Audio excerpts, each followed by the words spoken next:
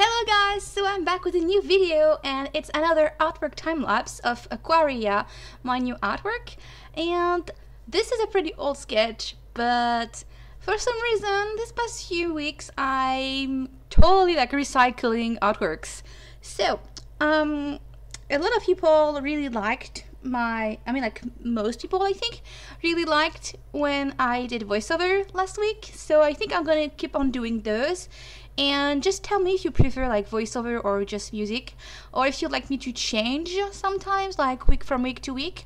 But yeah, this is a very important artwork for me. I feel like it's just from the past few weeks I was just doing basic, I would say basic tiny artworks, and this is a full picture, a full size, a 20 by 28 centimeters, so it's quite large, and it's kind of my artwork of the month. This is the print for Patreon, and it's also gonna be a long version video and early access. It's kind of the big deal.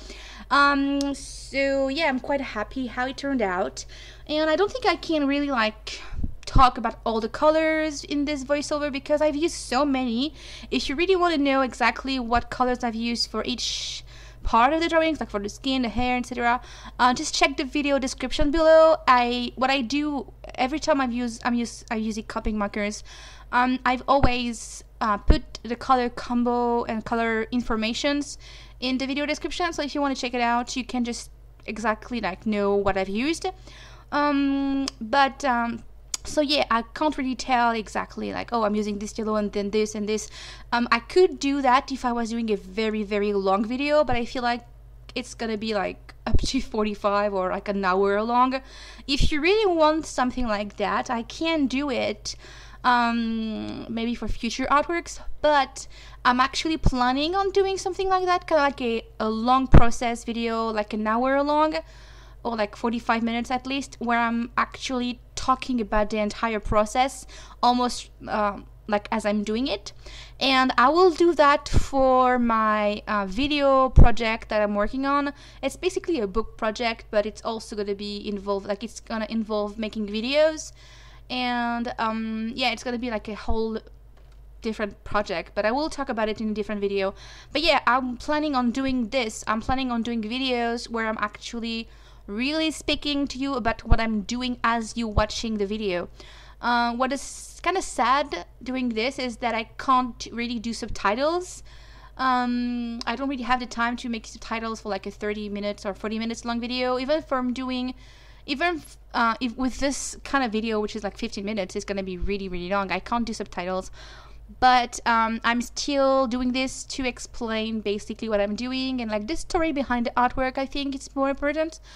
So yeah, speaking of voiceover and such, so I hope that you will like me doing this kind of videos, and doing also just regular voiceovers, explaining what I'm doing, and if I struggle with something or not.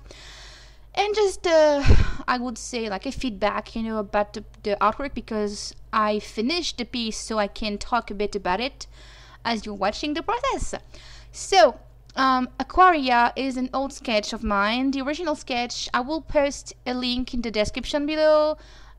It's coming from, I think I posted this on Facebook a long time ago. It's an old sketch, and I had there in the back of my mind, of something oh, I want to do something with it, but I really don't know what. And every time I worked on it, it just looked bad. I was trying to figure out how to make a full-size character, or I don't know, just playing with the background, having at first she was in the sky, then she was underwater, and then she had a little bit all those the tiny creatures, those kind of fishy creature looking. There was more in the original concept, and I tried to had like I said, a full-size picture with legs and playing with the background. It didn't really work out.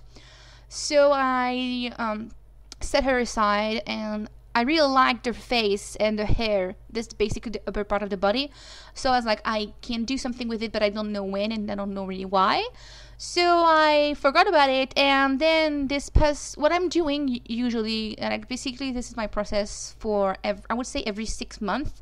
I'm digging into my sketches, and because I have a lot of ideas, I can literally do 100 artworks. I have tons of them, ton of sketches, and everything that I'm doing is everything that I'm doing, whatever. Every ID I kept, and what I'm doing is cleaning my table. Like, I'm digging into sketches, removing some, throwing away some, keeping some ideas or not.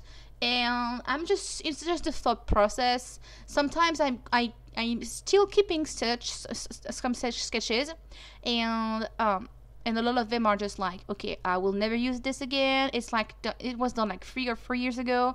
So not a long time ago, basically, I went ahead and digging into my old sketches, and I removed a lot of those that I don't really like. And this character, which you're watching right now, is one that I basically just I would say that I didn't really forgot about it, but I was like, oh yeah, this one, and I saved a few things, and I saved a few ideas that I will reuse, that I reworked on them, and I was like, okay, this one I will do with COPIC MARKER, this one is gonna be with like a digital artwork, and I just made a list of things that I want to reuse. And because with like YouTube and Patreon and such, I'm doing a lot of artworks every month, so I kind of like, I can't really do and like find 4 to 5 ideas and concepts every month. So it's saving me time if I can reuse another idea. I don't have to really just like start from scratch, you know. So that's what I did with this artwork, and she didn't really change much. The only thing I changed is the clothing.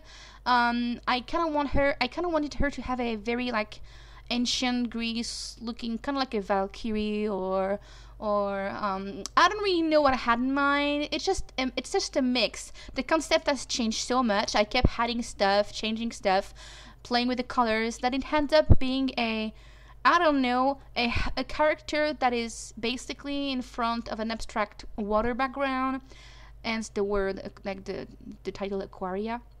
And I knew that I wanted to have bright ombre hair and kind of like a glowing effect, and I really, really wanted to have feathers in her hair, which is what I did.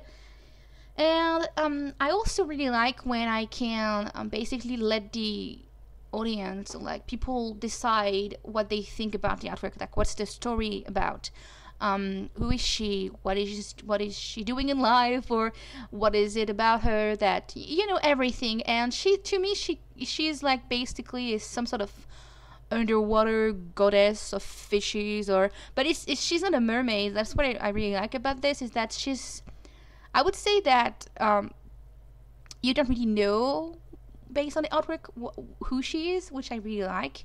And sometimes there's not a deeper story in my artwork. Sometimes I just want to have as it, like the artwork as it is, which is a bright color character, and just something peaceful, and, you know, really nothing crazy about the concept. But that's what I had in mind. As for what I did with coloring, and this is something I mentioned in a previous video, and something that I've been doing, I guess, like the past 2 to 3 months, is I'm doing the base work with COPIC markers, and the paper I'm using is a mess. It's a GNK Design layering weight in white, and that paper is nice for like scrapbook, or like if you want to color stems, like with a basic plain coloring, like 1 or 2 shades. It's really nice. It's really bad if you want to shade the way I shade, which is kind of like having to blend a ton of colors. What it does is the problem I had with this artwork, which I also had in a lot of my previous COPIC artworks, is that after 2 to 3 coats, I would say sometimes 4, depends, I can't blend anymore. The colors gets really blotchy, and it doesn't spread, and it's almost like it's not penetrating the paper, which is really, really annoying.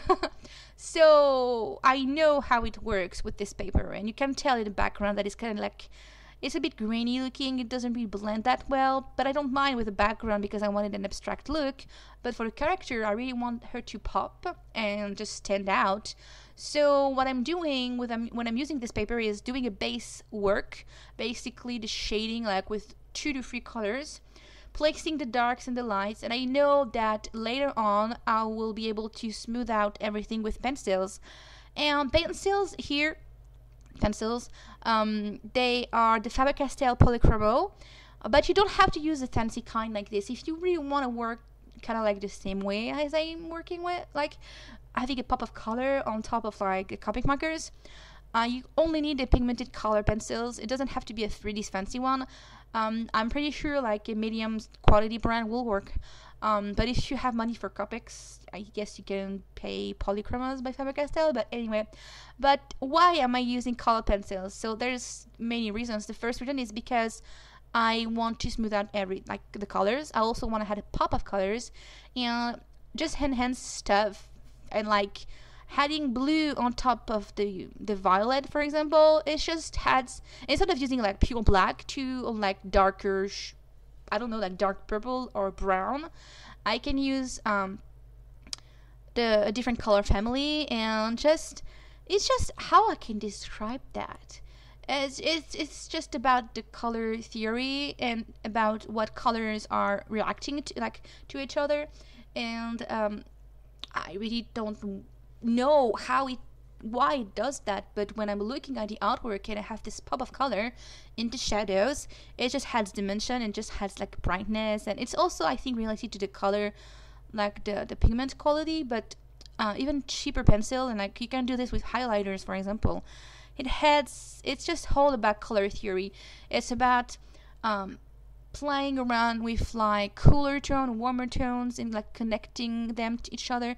For example, when I'm using color pencils on the hair, you can tell that there's like in the darker blonde parts on her roots, I've used a darker brown first, but then I went ahead on top and I had purple, and I didn't use a Copic marker. I could have used like a purple, Copic, but it didn't work. It can't work because Copic ink is translucent, and this is also the same with watercolors, for example. But anything that is translucent or transparent, if you come on top of yellow with a purple, you're gonna have a muddy purple. You're gonna have a yellowish, purplish color, but it will more like, picture this as like if you're dyeing with purple dye on yellow hair, you're gonna have a reddish purple, and I really wanted purple, so I can't use Copic markers.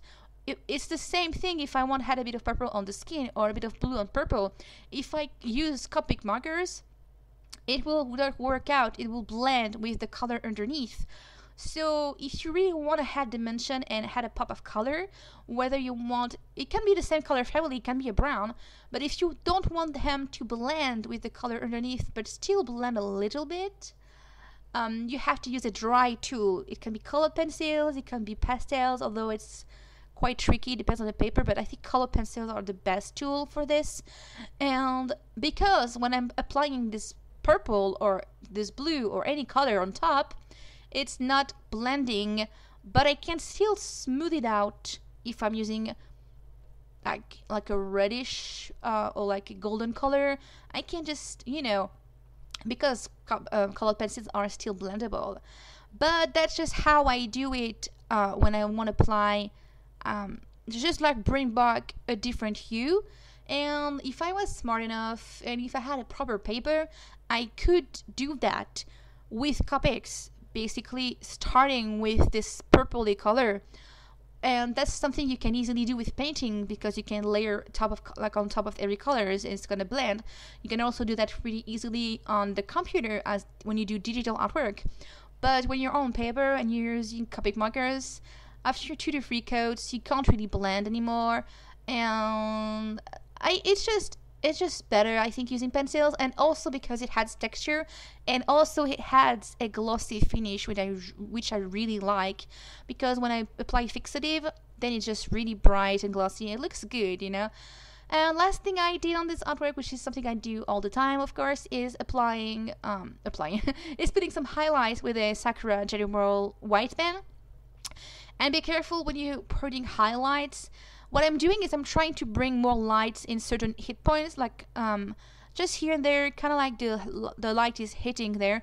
But if I add too much, sometimes it can look a bit flat in a way, because the dark parts tends to really be in the background, and what's in the light parts of my artworks tends to be in the foreground. And this layering effect, it's creating depth. So if I'm putting too much highlights in my darker spots, I'm kind of like mixing up the layers. So I have to be really careful with this, but it's just about practice, you know.